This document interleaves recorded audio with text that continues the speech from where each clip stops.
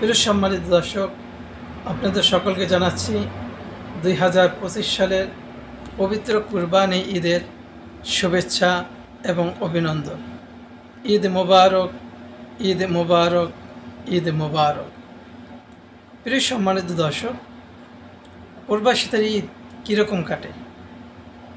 আমার ক্ষুদ্র জ্ঞানে যদি আমি বলি, আমি যতটা বাস্তব মুখে দেখেছি সেটি হলো, প্রবাসীদের ঈদ হলো যারা সপ্তাহে একদিন ছুটি পায়, অথবা মাসে একদিন ছুটি পায়, অথবা বছরে একদিন ছুটি পায়। ওই ছুটির দিনটি হলো তাদের জন্য ঈদ। শুধু বছরে দুইটি ঈদই দিন তাদের জন্য ঈদ, বিষয়টা এমন নয়। ছুটির দিনটা তাদের কাছে ঈদের মতো মনে হয়। কেন?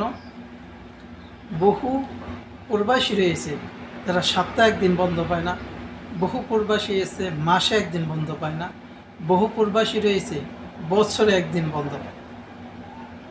শুধুমাত্র ঈদ উপলক্ষে 2-1 দিন বন্ধ দেওয়া হয়। আবার এমনও প্রবাসী আছে যাদের বছরেও কোনো বন্ধ নেই। তো যে সমস্ত লোকেরা সপ্তাহে একদিন বন্ধ পায় না, অথবা মাসে একদিন বন্ধ পায় না, বছরে একদিন বন্ধ পায় না, ওই সমস্ত মানুষগুলোর কাছে বা ওই সমস্ত প্রবাসীদের ভাইদের কাছে কোনো কারণবশত যদি বছরে একদিন ছুটি পায় অথবা মাসে একদিন ছুটি পায়, ওই একটি দিনেই তাদের কাছে ঈদের মতো আনন্দ মনে হয়। কারণ প্রবাসীরা এত পরিমাণ কষ্ট করে যেটা ভাষায় প্রকাশ করা যায় না।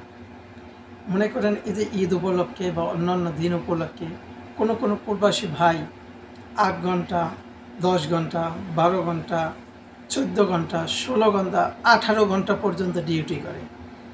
18 ঘন্টা ডিউটি করার পরে যখন বাসায় আসে, তখন সে নিজে ফ্রেশ হয়, খাওয়া দাওয়া করে, বাকি যে সময়টুকু থাকে ওই সময়টুকু সে ঘুমায়।